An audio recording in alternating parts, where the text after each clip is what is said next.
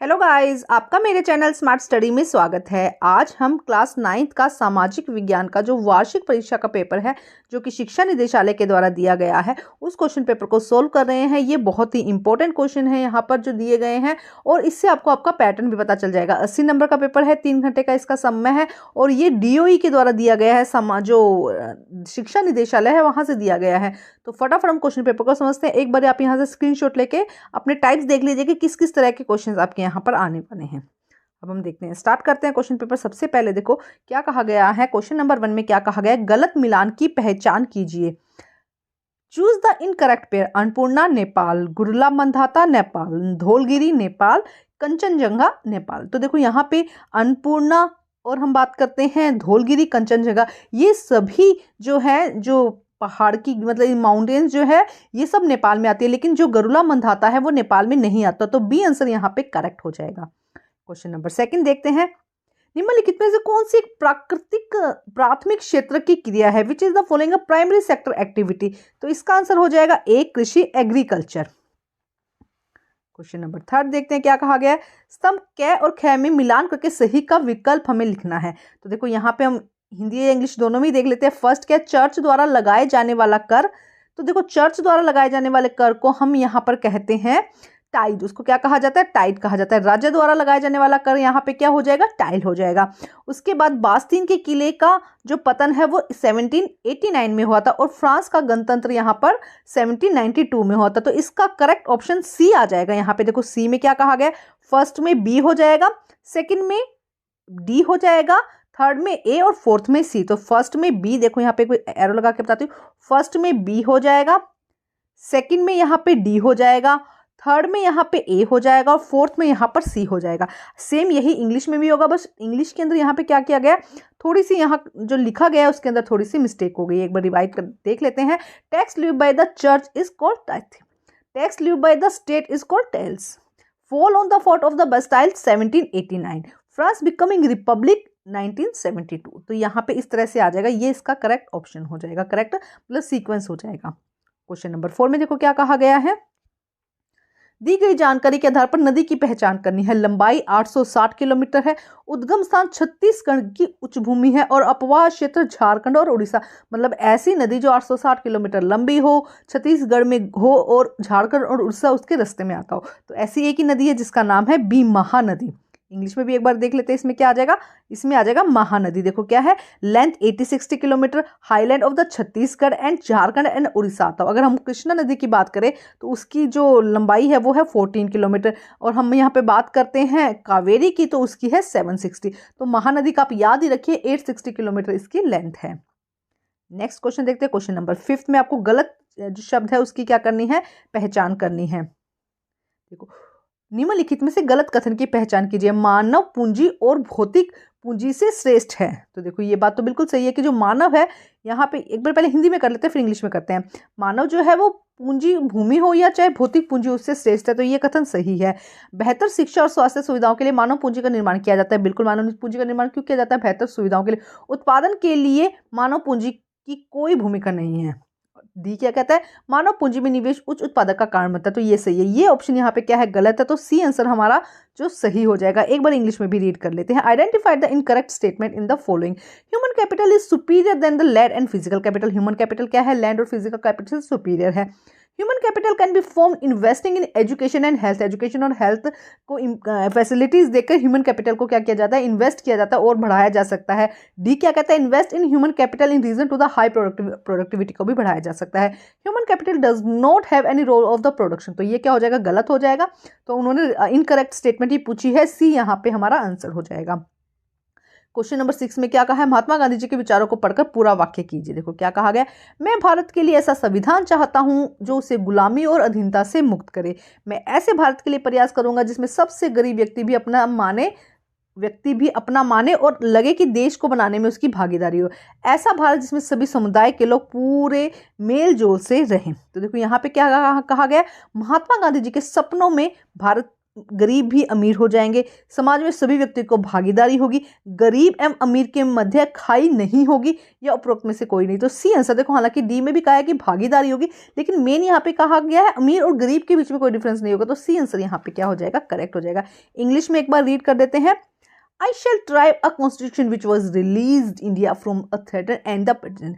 I shall work an Indian in which poorest shall feel that it is their country is choose making they have an effective voice.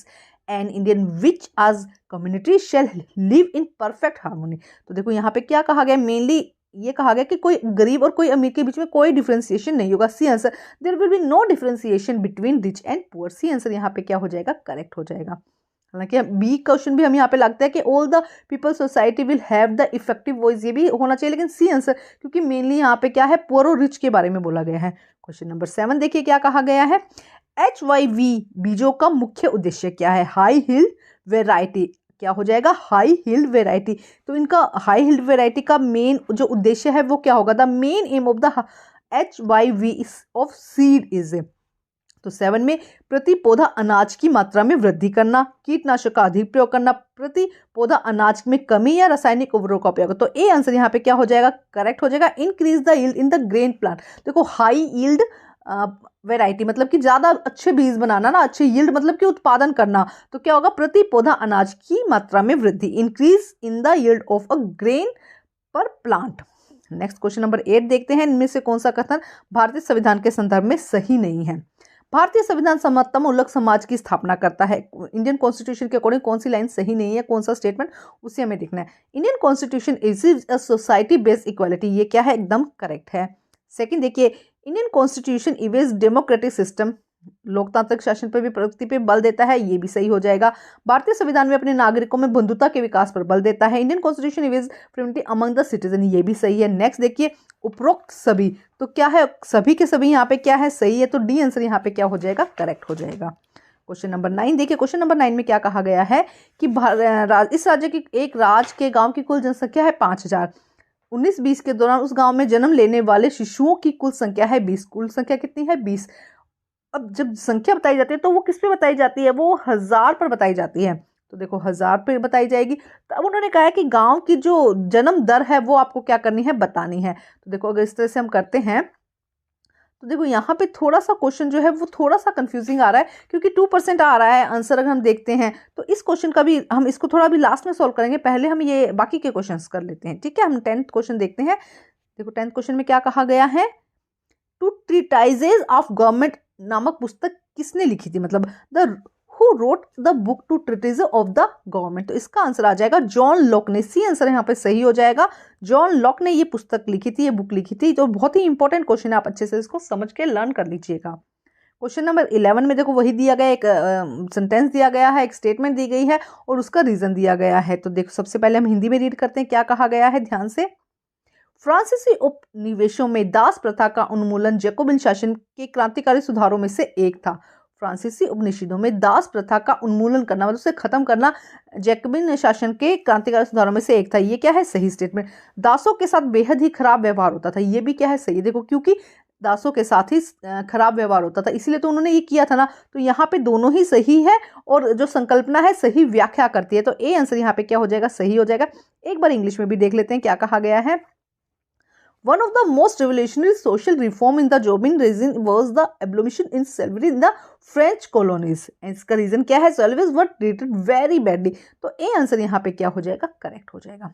Question number 12 में देखते हैं, इसी तरह से एक संकल्पना दी गई है, भवन एक स्थायी पूंजी है। बिल्कुल सही बात है, उत्पादन में भवन का कई वर्षों तक उपयोग होता है। भवन एक स्थायी पूंजी है क्योंकि उत्पादन में भवन का कई वर्षों तक उपयोग होता है। तो देखो ये भी क्या हो जाएगा, सही। कि उत्पादन एक बार भवन बनने में टाइम लगता है, लेकिन एक स्थायी पूंजी बन जाती है और इसका उपयोग कई वर्षों तक किया जाता है। तो ए आंसर यहाँ पे सही हो जाएगा। इंग्लिश में देखते हैं, building is a fixed capital. बिल्कुल building is a fixed capital सही है, क्योंकि because building are use to production of many years, क्योंकि लंबे टाइम तक इसका यूज किया जाता है। तो ए आंसर यहाँ पे क्या हो जाएगा, सही हो जाएगा। यहाँ पे हम लिखेंगे ए आंसर यहाँ पे क्या है, सही है।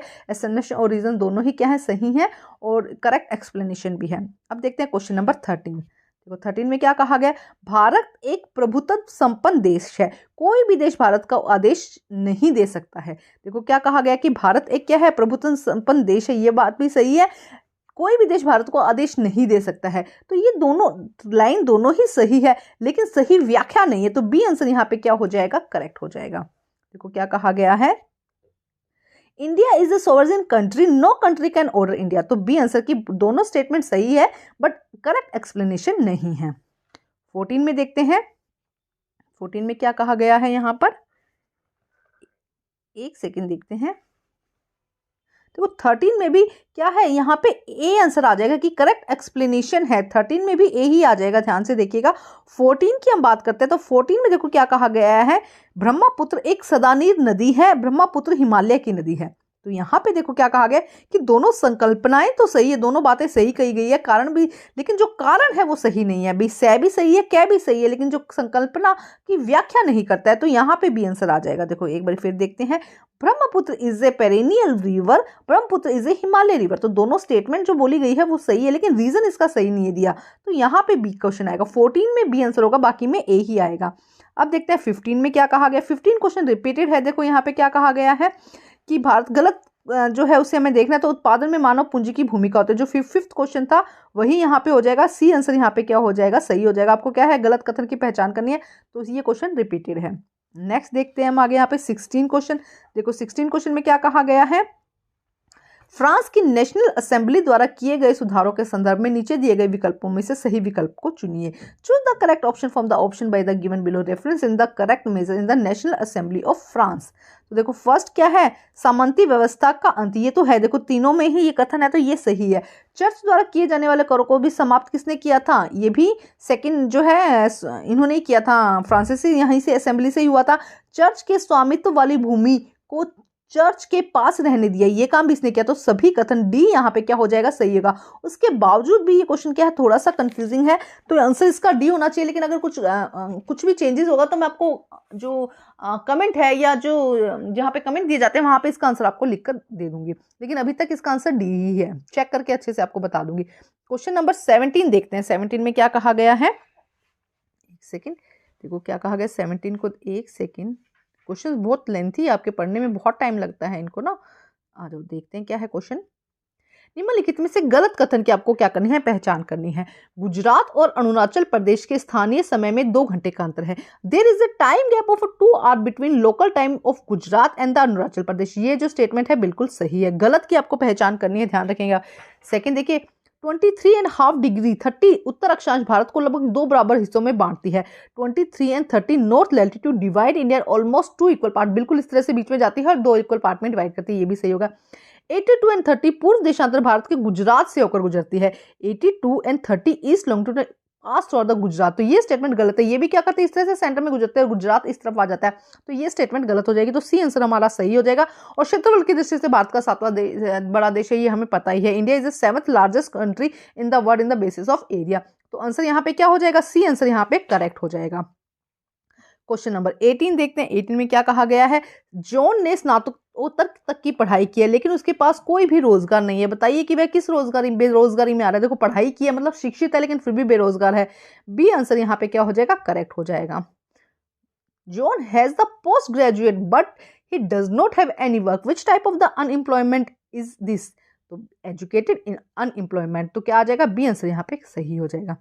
19 में देखिए क्या कहा गया है, पश्चिम तटीय मैदान का दक्षिणी भाग, पश्चिम तटीय मैदान का दक्षिणी भाग क्या कहलाता है, मालाबार तट। The southern part of the western coastal plain, western coastal plain जो ये क्या कहलाता है, जो यहाँ पे इसको हम क्या कहते हैं, मालाबार तट। तो आ जाएगा द मालाबार कोस्ट। ठीक है, आगे देखिए नेक्स्ट क्वेश्चन क्या कहा गया है। 20th क्वेश्चन में क्या कहा गया है, किस प्रकार गेहूं किस प्रकार की फसल है। तो गेहूं किस प्रकार की फसल है, रबी की फसल। Which type of the crop, wheat. C answer आ जाएगा रबी। ये था हमारा सेक्शन ए, जिसमें 20 क्वेश्चन थे और 1 मार्क्स के थे। अब हम देखते हैं सेकंड क्वेश्चन, जो सेकंड सेक्शन है इसका खंड ख सेक्शन भी वेरी शॉर्ट आंसर 2 इसमें आपको आंसर देने हैं, 2 नंबर का है हर क्वेश्चन ना। तो 21 क्वेश्चन देखिए, वनों का हमारे जीवन में कोई 2 महत्व बताइए। बहुत ही आसान question. Write any 2 importance of the forest in our life. अच्छा, इसके अथवा में देखते हैं 1878 में वन कानून के कोई 2 महत्व बताइए। Right any 2 importance of the forest act of 1878। तो ये दोनों ही क्वेश्चन हम साथ में करते हैं, हिंदी और इंग्लिश मीडियम दोनों में ही आपको आंसर मिलेंगे यहाँ पे, लेकिन बहुत ही आसान क्वेश्चन है, ये देखते हैं। तो फर्स्ट का आंसर देखिए, हमें वनों से विभिन्न प्रकार की लकड़ी के उत्पाद प्राप्त होते हैं। इसके अलावा वायु के प्रदूषण को हटाने में भी सहायक है। वायु प्रदूषण को कम करने में वन की अहम भूमिका है। आश्रय देते हैं, छाया प्रदान करते हैं, हवा देते हैं, भोजन देते हैं, फल देते हैं, लकड़ी देते हैं, पानी देते हैं, दवा प्रदान करते हैं। मतलब इतनी सारी चीजें हैं। हमें ऑक्सीजन देते हैं। मतलब आप कुछ भी लिख सकते हैं। आपको 2 पॉइंट लिखना है तो ये क्वेश्चन, ऐसे क्वेश्चन को कभी भी छोड़ना नहीं चाहिए। ये क्वेश्चन आपको नंबर, स्कोरिंग नंबर होता है। तो आप इसमें लिख सकते हैं हमें दवा देते हैं, हमें फ्रूट्स देते हैं, हमें खाना देते हैं ना, इस तरह से आप लिख सकते हो। कुछ भी, लकड़ी देते हैं, दवाइयां देते हैं। ठीक है, बहुत ही आसान क्वेश्चन। अब देखते हैं इसका सेकंड क्वेश्चन। देखो क्या कहा गया था। 1878 के वन अधिनियम में वनों को आरक्षित और संरक्षित वनों में विभाजित किया गया। सबसे पहले 1800 में क्या होता है, एक तो वनों को आरक्षित वनों में और संरक्षित वनों में विभाजित किया गया। आरक्षित वन वे थे जिनमें कोई प्रवेश नहीं कर सकता, तो उनको बचाया गया, मतलब वहां पे कोई प्रवेश नहीं कर सकता। संरक्षित वन थे जिनका उपयोग ईंधन की लकड़ी के लिए लघु वन उपज में संग्रह कर सकते थे। तो इनका उपयोग कहाँ किया जाता है, ईंधन की लकड़ी के लिए भी, तो ईंधन के लिए, जलाने के लिए भी तो लकड़ी चाहिए ना, तो वो कहाँ से आता था, संरक्षित वन से। और लघु वन उपज के संग्रह के लिए भी क्या किए जाते थे, वनों का उपयोग किया जाता था। कोई भी दो आप यहाँ पे लिख सकते हैं। अब हम इंग्लिश में भी देखते हैं। We also get different type of wood product from the forest. A part of this, they are also helpful in remaining pollutant in the air. Thus, the forest play an important role of reducing air pollution. सबसे पहले air pollution को reduce करता है, provide shelter and shade भी देता है। They provide air, food, food, water and the medicines. Next देखो क्या कहा गया। The Forest Act in 1878 divide forest into reserve and protected forest. Reserve forest were those who rest, no one can could enter, कोई भी उसके अंदर enter, 2 parts में divide किया गया। जो रिजर्व है उसके अंदर कोई भी एंटर नहीं कर सकता है। जो प्रोटेक्टेड फॉरेस्ट है, they could use to people to collection the fuel, wood and minor forest produce, मतलब उसके अंदर से आप सामान जैसे ईंधन वगैरह जो लकड़ी वगैरह ले सकते हो, और उसके साथ में क्या कर सकते हो, माइनर फॉरेस्ट प्रोड्यूस। अब देखते हैं क्वेश्चन नंबर 22। भारत में निर्धनता रेखा का निर्धारण किस प्रकार किया जाता है। How is the poverty line determined in India. आइए देखते हैं आंसर। देखिए किस तरह से भारत में निर्धनता रेखा का निर्धारण करते समय जीवन की निर्वाह के लिए खाद्य आवश्यकता, कपड़े, जूतों, ईंधन, प्रकाश, शैक्षिक, चिकित्सा संबंधी आवश्यकताओं पर विचार किया जाता है। देखो क्या कहा जा रहा है, एक बार फिर ध्यान से समझते हैं। भारत में निर्धनता रेखा का निर्धारण किस तरह से किया जाता है। ये देखा जाता है कि खाद्य की आवश्यकताएं, कपड़े, जूते, ईंधन, प्रकाश, शैक्षिक और चिकित्सा संबंधी आवश्यकताओं पर विचार किया जाता है। इन भौतिक मात्राओं को रुपए में उनकी कीमतों से गुणा कर दिया जाता है। 2 प्रकार से किया जाता है। पहले उनकी जितनी आवश्यकताओं पे उनका खर्चा है उसको देखा जाता है, पहले उनकी आवश्यकताओं को देखा जाता है, और उसके जो उतनी कीमत है उससे गुणा कर दिया जाता है, और उसको क्या कहा जाता है, निर्धनता रेखा मानी जाती है, पॉवर्टी लाइन मानी जाती है। जो बेसिक नीड्स है उसको देखा जाता है, उस पर कितना खर्चा हो रहा है, कितना रुपए लग रहे हैं, उसको कैलकुलेट करके निर्धनता रेखा को मापा जाता है। While determining the poverty line in India, food requirement, clothing, footwear, fuel, light, education, medicine requirement, etc. are considered for the sustenance. These physical quantities are multiplied by the price in rupees. तो पहले उनकी जितनी जरूरत है उसको requirement को देखा जाता है, फिर उसको रुपए के साथ में मल्टीप्लाई कर दिया जाता है, और एक्चुअल में जो रेट आता है उसको क्या कहा जाता है, निर्धनता रेखा या पॉवर्टी लाइन। क्वेश्चन नंबर 24 देखिए क्या कहा गया है, 23 सॉरी। आदर्श आचार संहिता से आप क्या समझते हैं। What do you understand by the model code of conduct. आदर्श आचार संहिता चुनावों के दौरान चुनाव प्रचार, सामान्य आचरण, बैठकों आदि पर दिशा निर्देश का एक समूह है। आदर्श आचार संहिता तब तक प्रभावी रहती है जब तक कि पूरी चुनाव प्रक्रिया पूरी नहीं हो जाती है।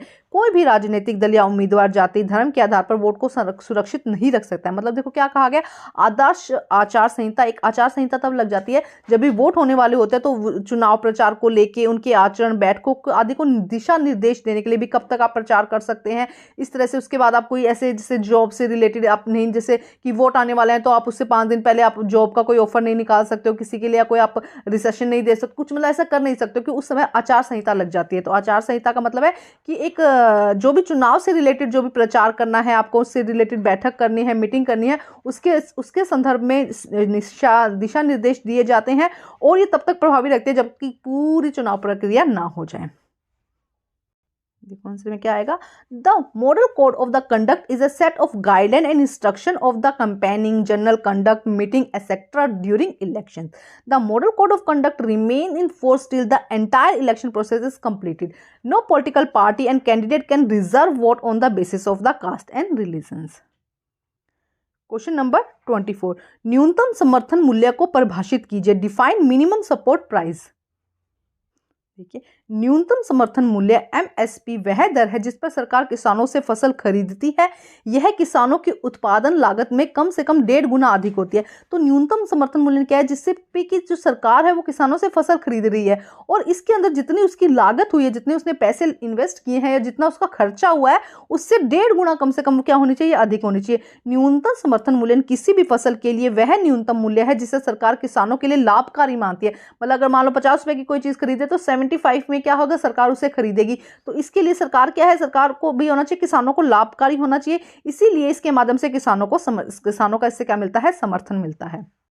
देखिए sir, minimum support price is the rate in which the government buy crop from farmer and it is at least one at least and half time of the farmer cost of the production. Minimum support price is that minimum price for any crop which the government consider beneficiary for the farmer and therefore support the farmer throughout it. 24 question हम कर चुके हैं।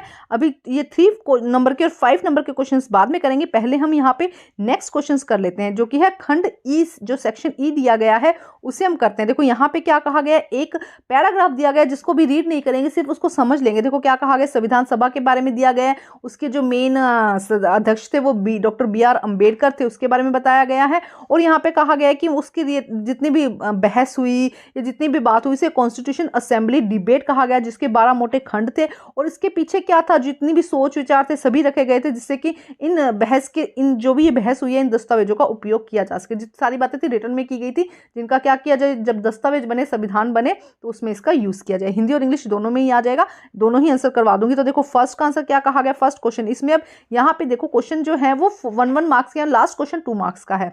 तो देखो यहाँ पे क्या कहा गया फर्स्ट क्वेश्चन में, सब इंग्लिश में भी करवाऊंगी। संविधान सभा में हुई चर्चा और प्रस्तावों को किस नाम से प्रकाशित किया गया? तो देखो यहाँ पे साफ साफ दिया गया है, कॉन्स्टिट्यूशन असेंबली डिबेट के नाम से क्या किया गया, प्रकाशित किया गया। संविधान सभा की प्रारूप समिति के अध्यक्ष कौन थे? तो प्रारूप समिति के अध्यक्ष कौन थे?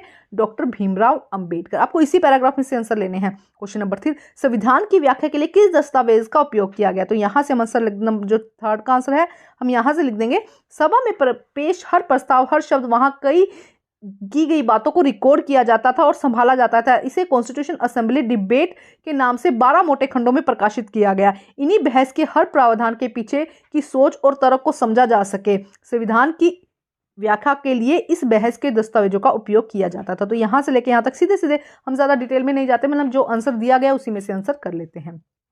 एक बार इंग्लिश में भी हम देख लेते हैं। देखो फर्स्ट क्वेश्चन क्या कहा गया है यहाँ पे, by what name were the discussion and proposal on the constitution assembly published? तो देखो यहाँ पे लिखा गया है, यहाँ पे एक सेकंड मैं देख लेती हूँ। ये देखो यहाँ पे लिखा गया है, ये देखो ये ना, द कॉन्स्टिट्यूशन असेंबली डिबेट। तो फर्स्ट का आंसर हो जाएगा constitution assembly debate.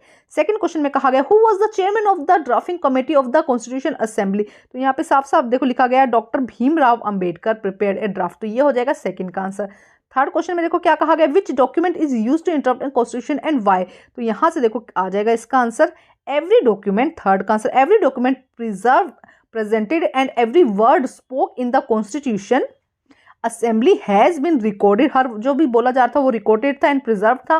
These are called constitution assembly debate when printed. These debate are 12 bulky volume. These debate provide the rational behind every provision in the constitution. These are use to interrupt the meaning of the constitution. ये हो जाएगा third का answer. अब देखते हैं next question, question number 35 देखो क्या कहा गया है, उसी तरीके का यहाँ पे है, 1 और 2 नंबर का क्वेश्चन है। फर्स्ट का आंसर देखो क्या कहा गया है, जैकोबिन क्लब के बारे में दिया गया है। यहाँ पे जैकोबिन क्लब के नेता कौन थे? तो जैकोबिन क्लब के नेता मैक्सिमिलियन रोबेस्पियर थे। तो फर्स्ट का आंसर आपको यहां से मिल जाएगा। सेकंड, जैकोबिन की लाल टोपी किसका प्रतीक था? तो देखो यहाँ पे लिखा है, 100 कुलात पुरुष लाल रंग की टोपी पहनते थे जो स्वतंत्रता का प्रतीक थी। तो ये हो जाएगा सेकंड का आंसर। थर्ड देखो क्या कहा गया, फ्रांसीसी समाज में जैकोबिन क्लब का महत्व बताइए। देखो यहाँ पे महत्व बताया गया है, उसके बारे में बताना है हमको। तो यहाँ से जैकोबिन के बड़े वर्ग में गोदी कामगारों की तरह धारीदार लंबी पतलून पहनने का निर्णय किया। ऐसे उन्होंने ऐसा समाज के फैशन को पस्त वर्ग खास तौर पर घुटने तक पहने जाते थे ब्रचीज पहनने वाले कुलीनों से खुद को अलग करने के लिए किया। इसीलिए जैकोबिन को सौकात के नाम से जाना जाता है, जिसका शाब्दिक अर्थ होता है बिना घुटने वाले। सौकात पुरुष लाल रंग की टोपी पहनते थे जो स्वतंत्रता का प्रतीक है, लेकिन महिलाओं को ऐसा करने की अनुमति नहीं थी। यहाँ पे ये लिख सकते हैं। और इसके अंदर अगर वो पूछा जाए कि कौन कौन उसके हिस्से में आते थे, कौन कौन उसके लोग थे, तो आप ऊपर से भी थोड़ा सा ऐड करके इसमें लिख सकते हैं। यहाँ पे एक बार इंग्लिश में भी देख लेते हैं हम, यही Jacobin club who is the leader of the Jacobin club. तो आपको देखो यहाँ पे आंसर मिल जाएगा, ये रहा मैक्सिमिलियन रॉबिन्सन। यहाँ से फर्स्ट का आपको आंसर मिल जाएगा। Second, what did the red cap in Jacobin symbolise, किसको सिंबलाइज करता था, यहाँ पे देखो ये रहा sense custom men's were road additional to red cap that symbolise liberty, किसको करते थे, लिबर्टी को, स्वतंत्रता को। Mention the importance of the Jacobin club in French society, तो उनकी क्या विशेषता थी, क्या उनके बारे में, कि उनके जो सेट ऑफ मतलब जो क्लोथ्स वो पहन रहे थे, यहाँ से लेके यहाँ तक आप इसमें लिख सकते हैं थर्ड का आंसर। नेक्स्ट देखते हैं क्वेश्चन नंबर 36। अनुच्छेद को पढ़कर आपको देना है। हिमालय यहाँ पे पर्वत के बारे में बताया गया है, तो बहुत ही आसान है ये, इसको हम देखते हैं। देखो क्या कहा गया है, फटाफट इसका आंसर देखते हैं। पश्चिम से पूर्व तक हिमालय का वर्गीकरण किस आधार पर किया गया है, तो देखो ये रहा पश्चिम से पूर्व तक हिमालय के क्षेत्रों के आधार पर विभाजित किया गया है। तो फर्स्ट का आंसर ये हो गया कि क्षेत्रों के आधार पर क्या किया गया है, फर्स्ट ही लाइन में इसका आंसर दिया गया है, मैंने अंडरलाइन कर दिया है। थोड़ा सा जो यहाँ पे स्क्रीन है मैंने छोटी कर ली है, जिससे कि क्वेश्चन सारे इसके एक साथ में आ जाए। पंजाब हिमालय की किन दो नदियों के मध्य स्थित है, तो देखो यहाँ पे लिखा गया सतलुज एंड सिंधु के बीच स्थित हिमालय के भाग को पंजाब हिमालय के नाम से जाना जाता है। तो कौन सी दो नदियां हैं, सतलुज एवं सिंधु। पूर्वी पहाड़ियों की विशेषता बताइए, तो यहाँ पे देखो यहाँ से लिख देंगे आप थर्ड का आंसर। पूर्वी पहाड़ियां या पर्वत श्रृंखलाओं के नाम से जाना जाता है। ये पहाड़ियां उत्तर पूर्वी राज्यों से होकर गुजरती है तथा मजबूत बलुआ पत्थरों जो कि अवसादी शैल से बनी है। ये घने जंगलों से ढकी है तथा अधिकतर समांतर श्रृंखलाओं या घाटियों के रूप में फैली हुई है। तो यहाँ से लेकर यहाँ तक इसका आंसर हो जाएगा। एक बार इंग्लिश में भी देख लेते हैं। On what basis in Himalaya divide into from west to east?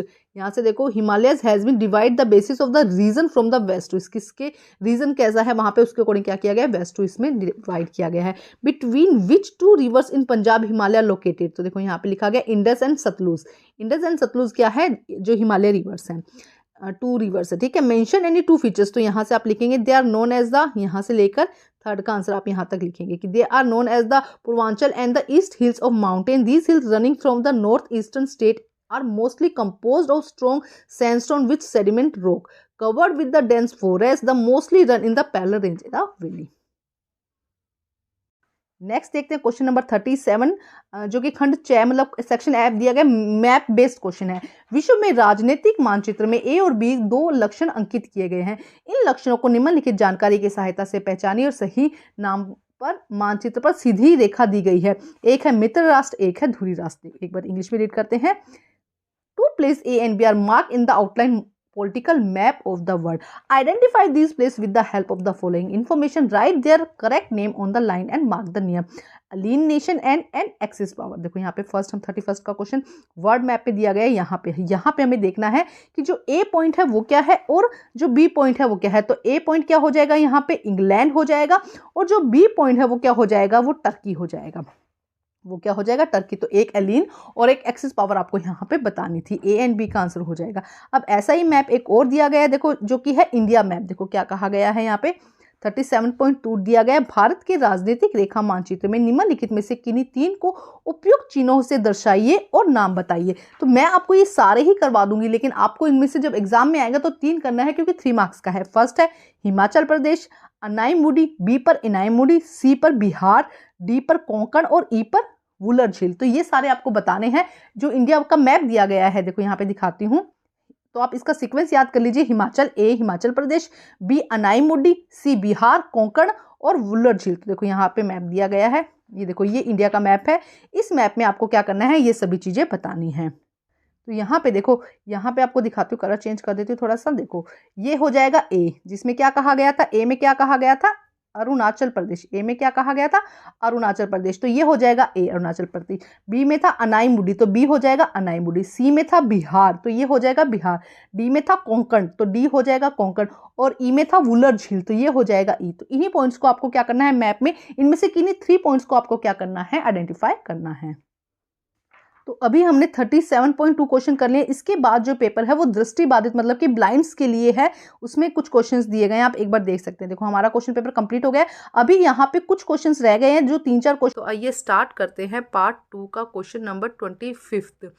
3 number के क्वेश्चंस हैं ये सारे क्वेश्चंस। तो देखिए क्वेश्चन नंबर 25 में क्या कहा गया है। औपनिवेशिक सरकारें चारावाह भूमि को कृषि भूमि में क्यों परिवर्तित करना चाहती थी। Why did colonial government want to convert pasture into the agriculture land.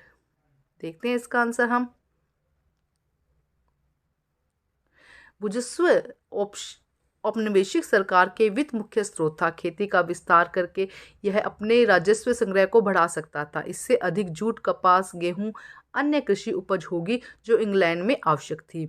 औपनिवेशिक अधिकारों के लिए अनुपजाऊ भूमि अनुत्पादक होती थी क्योंकि इससे न तो राजस्व न ही कृषि उपज का उत्पादन होता था। इसे बंजर भूमि के रूप में देखा गया है जिसे खेती के तहत लाने की जरूरत थी। तो देखो क्यों कह रहे हैं ऐसा कि इससे अगर उसको लैंड को चेंज कर दिया जाएगा तो एक तो टैक्स बढ़ेगा, राजस्व बढ़ेगा, ऊपर से कृषि उपज में भी बढ़ावा होगा। अगर ऐसा नहीं किया गया तो क्या होगा, उसमें मतलब उपजाऊ नहीं बन पाएगा। Land revenue was the main source of the finance of the colonial government.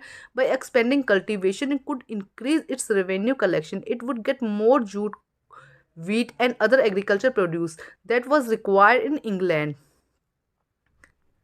Uncultivated land appeared unproductivity to the colony official as the producer neither revenue nor agriculture produce.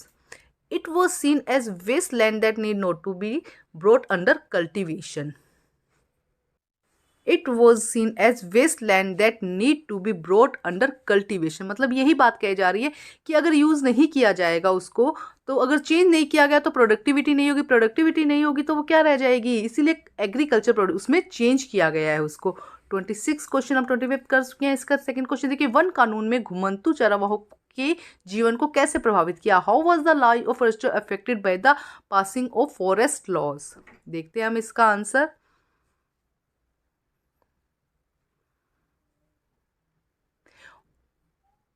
औपनिवेशिक शासन के तहत पशुपालकों के जीवन में नाटकीय बदलाव आया। उनके चारागाह सिकुड़ गए, उनकी आवाजाही नियंत्रित हो गई, उन्हें राजस्व देना पड़ा। वह जो राजस्व देना पड़ता था वह भी बढ़ गया। उनके कृषि भंडार में गिरावट आई और उनके व्यापार और शिल्प पर प्रतिकूल प्रभाव पड़ा।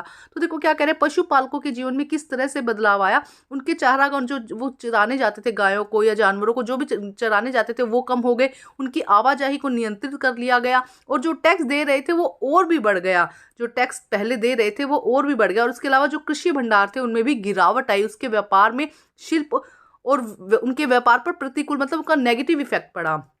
Under colonial rule, the life purchase changed dramatically. Their grazing ground shrunk, and the moment there was regulated, the revenue had to pay increase. Their agriculture stock declined, and their trades and crafts were adversely affected. उनके जो trades थे, crafts थे, वो भी क्या हुए, बुरी तरह से प्रभावित हुए। और उनको जो रेवेन्यू था वो भी क्या हुआ, उनका बढ़ गया और उनकी मूवमेंट को भी कंट्रोल कर लिया गया। अब हम देखते हैं नेक्स्ट क्वेश्चन। आप इसका स्क्रीनशॉट ले सकते हैं जिसके आपको याद करना थोड़ा ये आसान हो जाए। देखते हैं क्वेश्चन नंबर 26। प्रवास के कारणों की व्याख्या कीजिए। Explain the reason of migration.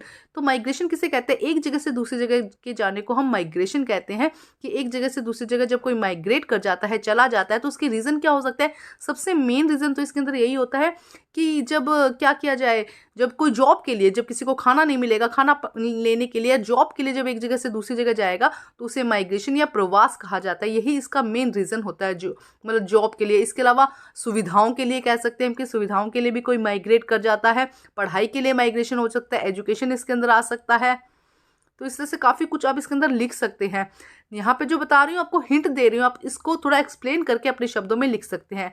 देखो, employment opportunity are the most common reason due to which people migrate. Except this lack of opportunity, better education, construction of dams, globalisation, natural disaster, food and drought are some time crop failure force villagers to migrate the cities. देखो, unemployment employment मतलब job की search के लिए तो first reason है। इसके अलावा कभी बाढ़ आ जाती है, अकाल पड़ जाता है, उस रीजन से भी लोग क्या करते हैं, विलेज से सिटीज की तरफ माइग्रेट कर जाते हैं। रोजगार के अवसर में सबसे आम कारण है जिसके कारण लोग पलायन करते हैं, मतलब एक जगह से दूसरी जगह माइग्रेट होते हैं।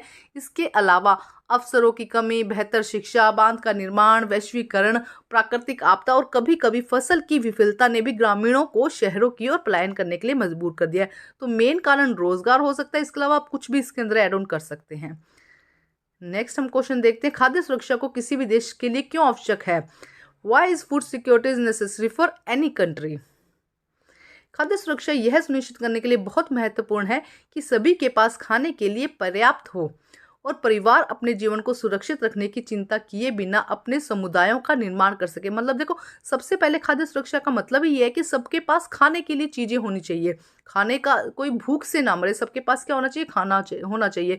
भूखमरी, कुपोषण संबंधित समस्याएं जैसे कई मुद्दों को हल करने के लिए वैश्विक जरूरत को पूरा करने के लिए अगले वर्षों में खाद्य उत्पादन को दुगना करना होगा। तो अब ये देखो, अगर हम इंडिया की बात करते हैं तो बहुत सारी कमियां हैं, भूखमरी, कुपोषण आदि बहुत सारी स्वास्थ्य संबंधित समस्याएं हैं। तो इनके अगले 2-3 वर्षों में इनको मतलब दुगना, अगर हम खाद्य को दुगना कर दे तो इन सब कमियों को दूर किया जा सकता है।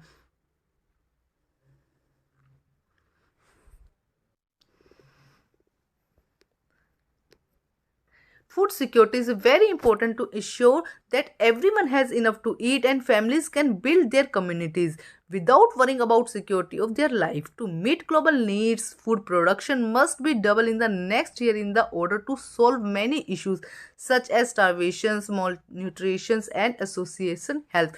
स्टार्वेशन मतलब कि भूखमरी, मॉल न्यूट्रिशन मतलब कि कुपोषण, जब पूरी तरह से खाना नहीं मिलता है, और हेल्थ से रिलेटेड इश्यूज को दूर करने के लिए लगभग 2 साल का टाइम मांगा। अगर खाने को हम फूड को डबल कर देते हैं तो इन सब चीज़ों से हमारे निपटारा मिल सकता है। अब हम नेक्स्ट क्वेश्चन देखते हैं। क्वेश्चन नंबर 27 शायद हमारा रह गया था, समानता के अधिकार का विश्लेषण कीजिए, analyse the right of equality. तो राइट ऑफ इक्वालिटी का मतलब है कि हर तरीके से समानता का अधिकार। Right to equality is the one of the 6 fundamental right in the Indian constitution in include equal before law, prohibited of discrimination of ground or races, religion, gender and the caste of birthplace to including equality opportunity to matter of the employment, abolishes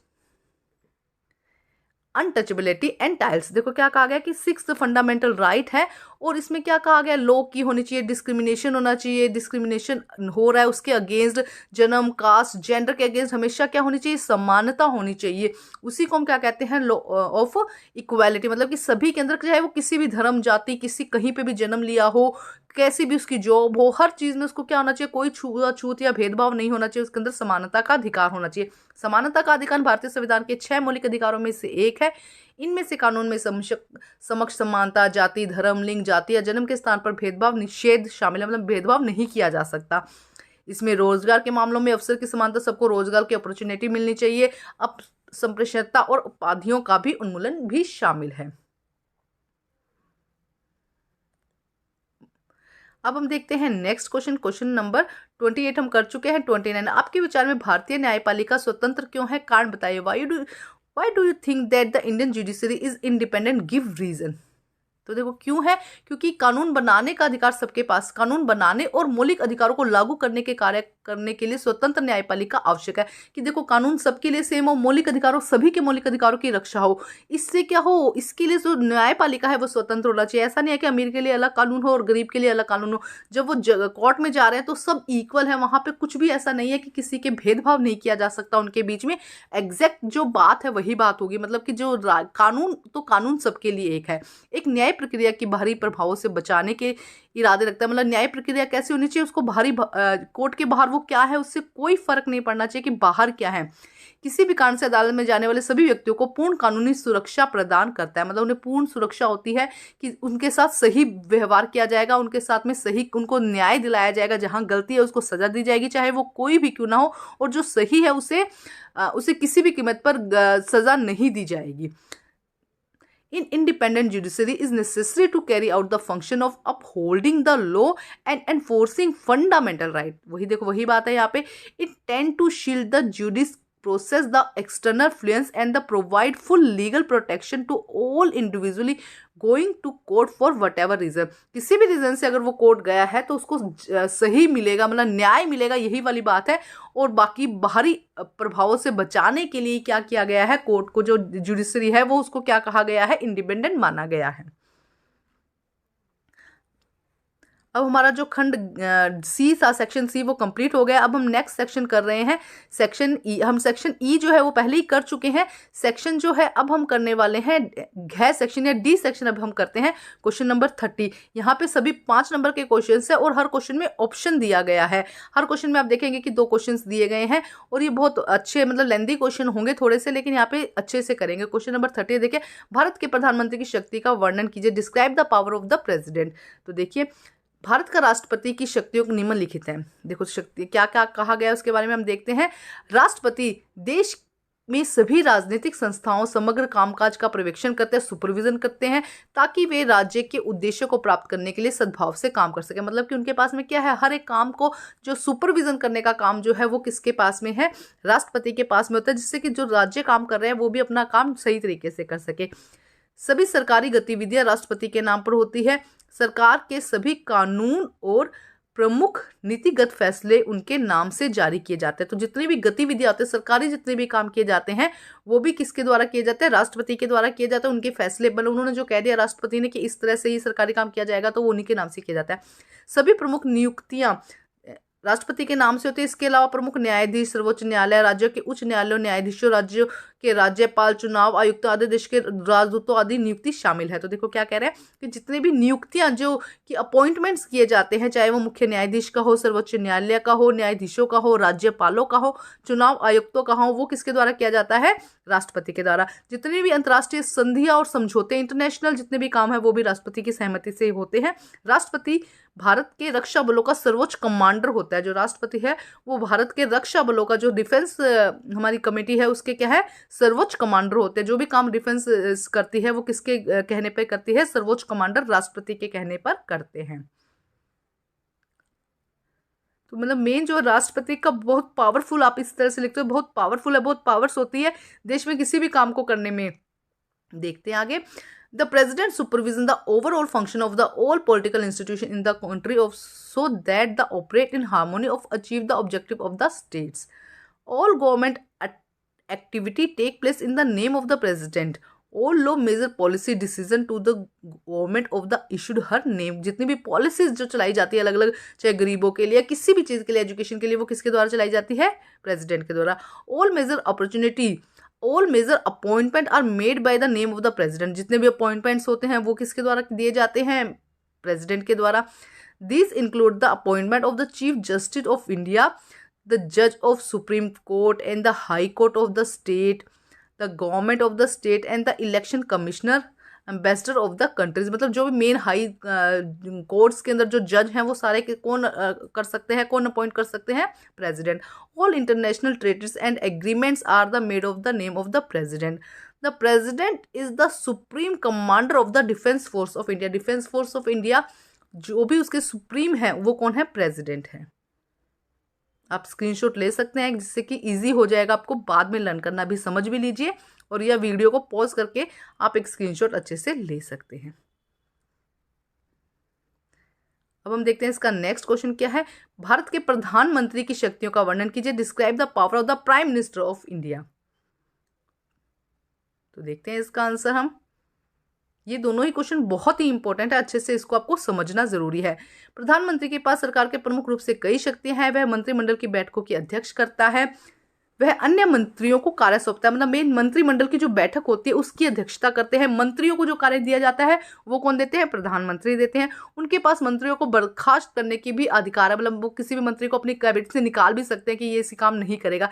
और यदि प्रधानमंत्री इस्तीफा देता है तो वो इस्तीफा पूरे मंत्रालय का होता है। प्रधानमंत्री मंत्रिमंडल का शक्तिशाली सदस्य होता है। प्रधानमंत्री की शक्ति इतनी बढ़ गई है कि संसद लोकतंत्रों को कभी कभी सरकार का प्रधानमंत्री रूप भी कहा जाता है। मतलब कि मेन हेड ऐसा कहा जाता है कि प्रधानमंत्री है, एक्चुअली होते राष्ट्रपति हैं, लेकिन मेन इतनी पावर इंडिया में दी गई है कि वही क्या लगते हैं, प्रधानमंत्री का जैसे हेड माना जाता है।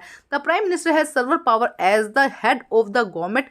He chair cabinet meeting and assign work to other minister. He also has the power of dismiss minister. If the ministry resign, the entire ministry is supposed to be resign. The prime minister is the most powerful member of the cabinet. अगर देखो prime minister resign कर देता तो पूरी member जो है उनके committee के वो भी क्या करेंगे, रिजाइन कर देंगे. The prime minister is the most powerful member in the cabinet. The power of the minister has increased so much. Parliament democracy are sometimes called the prime ministry form of government. अब हम देखते हैं question number 31. हम ये कर चुके हैं question, अच्छे से समझ लीजिएगा. मेरे चैनल पर आपको सभी सैंपल पेपर मिल जाएंगे, आप रिवीजन कर सकते हैं. क्वेश्चन नंबर 31 देखते हैं. वैश्विक निर्धनता परिदृश्य पर चर्चा कीजिए. Discuss the global poverty scenario. देखिए क्या कहा गया है. हालांकि अब देखो इसमें आपको विश्व की गरीबी की में जो दिक्कत आई है, विश्व की गरीबी के बारे में बताना है कि एक्चुअली में विश्व की गरीबी क्या थी, उसके बारे में आपको यहाँ पर पूरा बताना है. देखो क्या कहा गया है. हालांकि वैश्विक गरीबी में काफ़ी कमी आई है. हालांकि वैश्विक गरीबी में काफ़ी कमी आई है. यह बड़े क्षेत्रीय अंतरों के साथ चिन्हित है. तेजी से आर्थिक विकास और मानव संसाधन विकास में निवेश के परिणामस्वरूप चीन, दक्षिण पूर्वी एशियाई में काफ़ी गरीबी आई है. चीन में गरीबों की संख्या 201 में 212 मिलियन हो गई. देखो क्या कहा जा रहा है कि चीन में गरीबों की संख्या क्या थी, 606 से घटकर क्या हो गई है, 212 हो गई है. दक्षिणी एशिया के जैसे भारत, पाकिस्तान, श्रीलंका, नेपाल, भूटान में भी क्या हुई है, गिरावट. इतनी तेजी गिरावट नहीं है. मतलब कि यहाँ पे कहा क्या जा रहा है, इनको समझो कि जो गरीबी है वो चीन में बहुत जल्दी कम हुई है, जबकि एशिया में भारत पाकिस्तान की बात करते हैं तो इतनी जल्दी कम नहीं हुई है. बल्कि हम अफ्रीका की बात करते हैं तो वो 41% से बढ़कर 46% हो गई, बढ़ गई है. और अमेरिका की बात करते हैं तो वहां पे गरीबी का अनुपात क्या है, समान है. रूस जैसे कुछ समाजवादी देशों में गरीबी फिर से उभर कर आई है. तो चीन में क्या हुई है, गरीबी कम हुई है, जबकि दक्षिणी एशिया, भारत, पाकिस्तान में इतनी कमी नहीं आई है गरीबी में.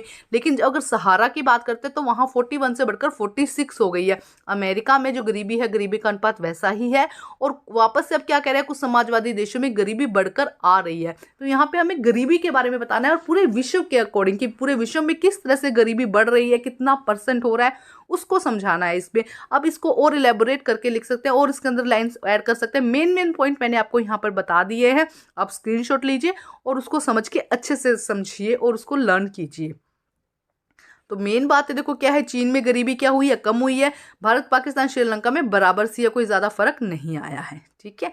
अब इंग्लिश में देखिए. Although there has been the sustained reduction of the global poverty, it is marked the great regional difference. Poverty decline sustained in China, South Asia countries are result of the rapid economic growth and investment in human resource development. अब इसका reason क्या है, economic growth और investment, human investment के कारण क्या हुई है, जो पॉवर्टी है वो कम हुई है. Number of the poor in China has come down the 606 million in 1981 and 212 million of 2001. In the countries South Asia, Pakistan, Sri Lanka, Nepal, Bangladesh, Bhutan, decline has been rapid. In Sub-Sahara Africa, poverty in the rose from 41% in 1981 to 46% 2001. In Latin America, the ratio poverty remained the same. Poverty has also reversed in some of the former socialist countries like Russia. तो यहाँ पे आपको पूरा word की poverty के बारे में explain करना है. कुछ भी ऐड कर सकते हैं इसके अंदर, बस थोड़ा सा थ्योरेटिकली अपनी बुक को एक बार रीड कर लीजिए आप इसके अंदर. अब हम देखेंगे नेक्स्ट क्वेश्चन. देखते हैं क्या कहा गया है नेक्स्ट क्वेश्चन में.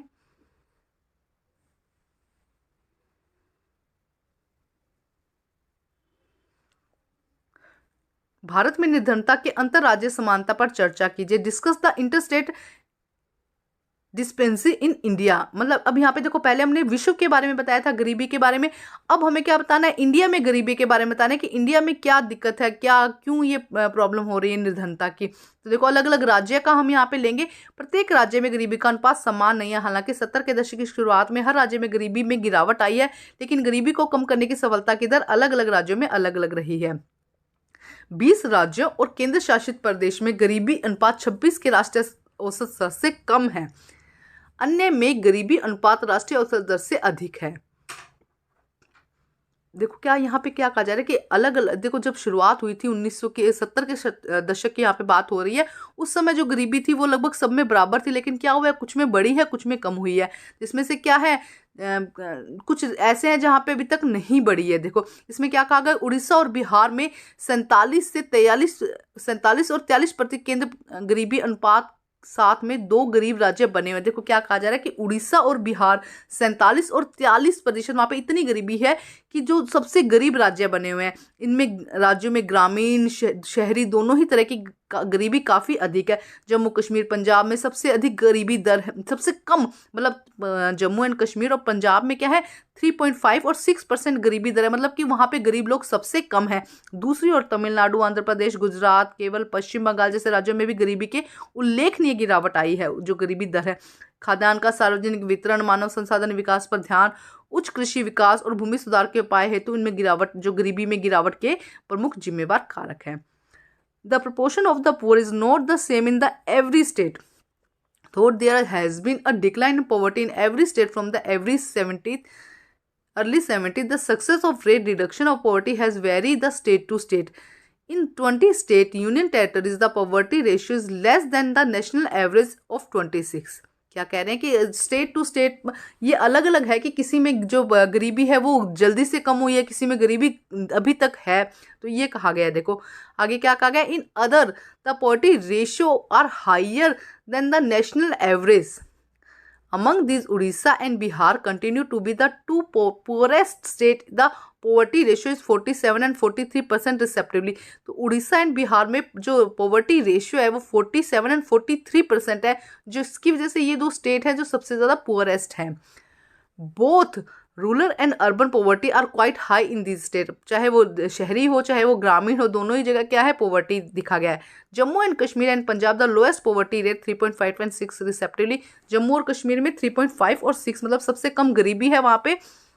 ऑन द अदर हैंड, देखो क्या कहा गया है, on the other hand state like Tamil Nadu, Andhra Pradesh, Gujarat, Kerala, west Bengal have also show a significant decline in poverty. Public distribution of the food, grains, focus of human resources development, high agriculture development and land reform measure are the some of the factors responsible for the decline poverty in the state. Poverty in these states. आप screenshot ज़रूर ले लीजिएगा एक, जिससे कि आपको समझ में आ जाए, याद करना आसान हो जाए। जो यहाँ पे डाटाज दिए गए हैं उनको थोड़ा फिगर आउट कीजिएगा आप। अब देखते हैं next question. Question number next 32 question, उष्ण कटिबंधीय वर्षा वनों पर संक्षिप्त टिप्पणी लिखिए। Right a brief note of a tropical, उष्ण कटिबंध वर्षा वनों पर संक्षिप्त टिप्पणी लिखिए। अब यहाँ पे देखते हैं हम इसका इंग्लिश में एक बारी। Right a brief note of tropical evergreen forest. Tropical evergreen ऐसे फॉरेस्ट जहाँ देखो जहाँ पे पानी ज्यादा होगा, बरसात ज्यादा होगी, उसे क्या कहेंगे, ट्रॉपिकल। भारत में उष्णकटिबंधीय नम सदाबहार वन आमतौर पर 200 सेमी से अधिक वर्षा वाले क्षेत्रों में या तापमान जहाँ पे 15 से 30 डिग्री सेल्सियस तापमान वाले क्षेत्रों में पाए जाते हैं। ये पृथ्वी की सतह से लगभग 7 हिस्से पर कब्जा किए हुए हैं। वे ज्यादातर भूमध्य रेखा के पास पाए जाते हैं।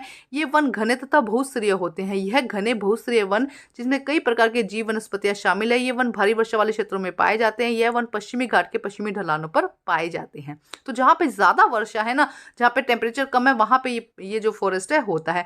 The tropical wet evergreen forest in India is usually found in the area receiving more than 200 centimetre in rainfall having a temperature of the 50-30 degree Celsius. They occupy 7% of the Earth's surface. They are found mostly near the equator. These forests are dense, multi-layered. These are the dense, multi-layered forests are comprise several kind of fauna and flora. These forests are found in the region having heavy rainfall. These forests are found on the western slope of the Western Ghat. Next देखिए, कंटीले one तथा झाड़ियों पर संक्षिप्त टिप्पणी लिखिए। Right a brief note of thorn forest and buses. देखो thorn forest मतलब कि जो रेगिस्तान में उगते हैं। तो देखो क्या 70 सेंटीमीटर से कम वर्षा वाले क्षेत्रों में कंटीले जंगल झाड़ियां पाई जाती है। इन वनों में पाई जाने वाली प्रमुख प्रजातियां बबूल, कैक्टस, यूफोर्बिया और ताड़ है। नमी प्राप्त करने के लिए पेड़ बिखरे हुए होते हैं। उनकी जड़ें मिट्टी की गहराई तक जाती है। जल संरक्षण के लिए तने रसीले होते हैं। इनका तना हरा होता है। पत्तियां कांटों में होती है, इसीलिए तो कंटीले कहते हैं ना इनको। पत्तियां कांटों में होती है और इनमें फोटोसिंथेसिस या प्रकाश संश्लेषण की दर बहुत कम होती है और इस तरह से आप इसके अंदर लिख सकते हैं जड़ें गहरी क्यों होती है, क्योंकि ऊपर तो पानी है नहीं, तो पानी लेने के लिए जड़ें जमीन में गहराई तक पहुंच जाती है। देखो, the thorn forest has curves are the found in the region wet the less than 70% rainfall. तो कौन सा होता है? डेजर्टिक एरिया, रेगिस्तान जहां होते हैं वहां पे मोस्टली थॉर्न फॉरेस्ट मिलते हैं। और यहाँ पे पानी क्योंकि है ही कम बिल्कुल, तो प्लांट्स कैसे लगेंगे जब कम पानी में रह सके? लीव्स कैसे कन्वर्ट हो जाती है, लीफ कैसे थोर्न में कन्वर्ट हो जाती है? The main plant species found in the forest are acacia, cactus, euphorbia, palm. Trees are scattered and have long root penetrating deep into the soil in water get moisture. पानी moisture लेने के लिए जो soil है वो जो root है वो अंदर गहराई तक चली जाती है। The stem are succulent to the conserve water. पानी को बचाने के लिए जो स्टेम है वो कैसा हो जाता है, मतलब थोड़ा पानी से भर जाता है, सक्यूलेंट हो जाता है। मतलब यहाँ पे जो भी रेगिस्तान में प्लांट्स होते हैं उनको थोरेंस प्लांट कहते हैं। उस प्लांट का एग्जांपल लेके आप इस तरह के क्वेश्चंस लिख सकते हैं। आपको मेन मीनिंग पता होना चाहिए। अब देखते हैं 33 क्वेश्चन। कार्ल मार्क्स के प्रमुख विचारों की व्याख्या कीजिए। Explain the main idea of Karl Marx. देखो, कार्ल मार्क्स ने तर्क दिया कि औद्योगिक राज पूंजीवादी था। पूंजीपतियों के पास कारखानों में निवेश की गई पूंजी थी और पूंजीपतियों का लाभ श्रमिकों द्वारा उत्पादित किया जाता था। जब तक यह लाभ निजी पूंजीपतियों द्वारा संचित किया जा रहा था तब तक श्रमिकों की स्थिति में सुधार नहीं हो सकता था। मजदूरों को पूंजीवाद और निजी संपत्ति के शासन को उखाड़ फेंकना था। मार्क्स का कहना था कि खुद को पूंजीवाद शोषण से मुक्त करने के लिए श्रमिकों को एक मौलिक समाजवादी समाज का निर्माण करना होगा जहां संपत्ति सामाजिक रूप से नियंत्रित हो। यह साम्यवादी समाज होगा। उन्हें विश्वास था कि पूंजीपतियों के साथ संघर्ष से मजदूरों की जीत होगी। साम्यवादी समाज भविष्य का स्वाभाविक समाज होगा। तो देखो, यहाँ पे जो कार्ल मार्क्स थे वो क्या कह रहे थे? पूंजीवादी थी उनकी थॉट। उन्हें कभी कुछ मजदूर तो काम ही करते रह जाते हैं, उनके पास में क्या है, पूंजी आई नहीं पाती। जो अमीर है वो और अमीर होता जाता है, जो गरीब है वो उसी लेवल पर रह जाता है। हालांकि काम कौन करता है? काम मजदूर करता है। तो उन्होंने कहा मजदूरों को इसके लिए एक जंग लड़नी होगी, पूंजीपतियों के साथ संघर्ष करना होगा और उसी के बाद वो क्या कर सकते हैं? एक समाजवादी समाज का निर्माण कर सकते हैं जहां धन का बंटवारा जो है वो इक्वल होगा।